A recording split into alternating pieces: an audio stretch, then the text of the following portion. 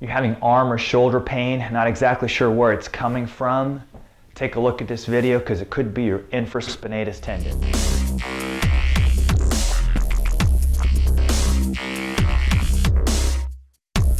Hey everyone, welcome to the Front Row with Ed Dubu, a physical therapist, integrated physical therapy, Bellingham, Washington. Now I just posted a video earlier about trigger points in the supraspinatus tendon. So I've got a link to that at the end of this video in case, because if you're having shoulder or arm pain, it's really important to check the trigger points of the rotator cuff.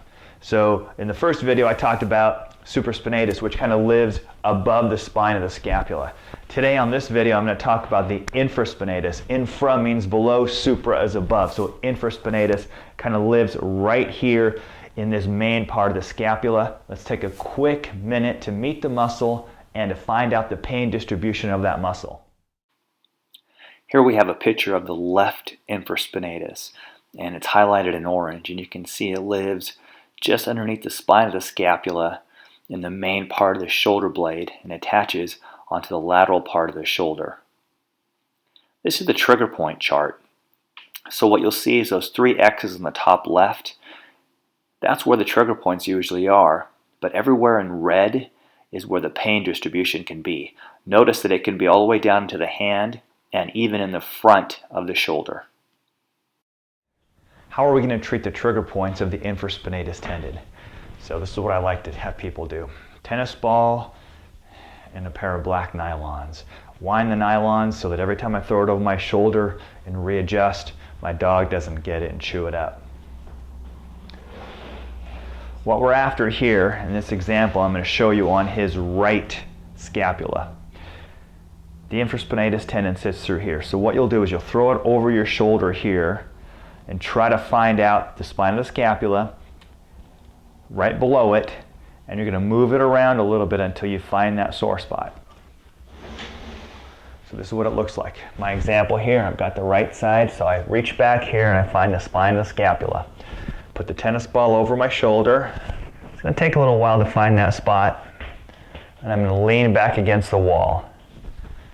And my back is not flat against the wall, I'm at a little bit of an angle. And the reason why I'm at an angle is because, remember, the scapula is at an angle as well too. If I go flat, I'm only getting part of that. So I want to come at an angle.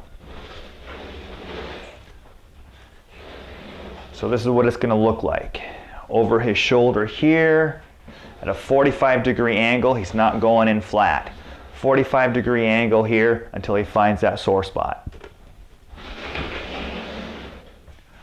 Put it over my shoulder, find the spine of the scapula, and I'm working back and forth until I can find that sore spot. And usually you will find it. Remember, the infraspinatus can also refer pain onto the front part of the shoulder. So that's what makes it a little bit counterintuitive, because we always think if I'm having pain up front, then it must be something up front. And it may be, but we also need to check the infraspinatus. 30 to 60 seconds on every sore spot. After I finish working that, ideally, like we've talked about, we always want to stretch it. So how am I going to stretch the infraspinatus? The infraspinatus is an external rotator of the shoulder. So if I want to stretch it, I have to go into the opposite direction. I need to go into internal rotation. Once again, right shoulder. I can put my hands here, side of my hips, palm in towards my waist, and I'm going to try to bring it forward. You can go ahead and stretch both of them forward if you want to. You can also reach across and try to pull that forward and get a little bit more of a stretch. If you're still having a little trouble getting a stretch, what you can do is put the affected arm behind your back, come into a doorway so your elbow is just resting on the doorway. Now what I'm doing is I'm taking a step back.